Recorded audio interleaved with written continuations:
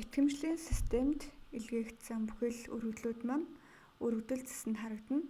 Эдгээр өргөдлүүд маань тухайн хүсэлтэд хэрхэн оролцоотойгоос шалтгаалаад зарим өргөдөл харагдаж, зарим өргөдөл харагдахгүй байх болно.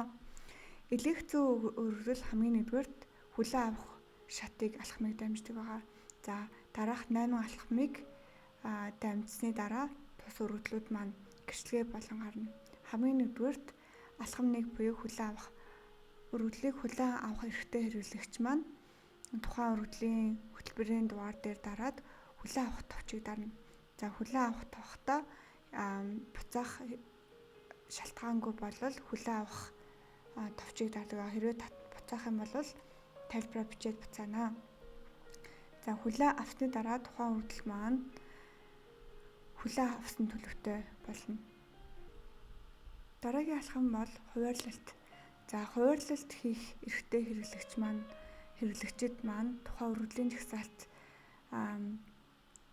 хариуцагч болон хуваарласан өгнөөний хамт нэмэгдэж харагдах бөгөөд хүлээн авсан өргөдөл рүү ороод харахад хуваарлах боломжтой хэрэглэгчийн жагсаалт болон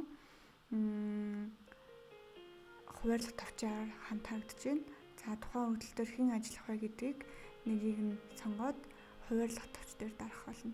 За ингэсний дараа өргөдөл маань хариуцагч болон хүлээн авсан мэдээллийн хамт харагдаж байна.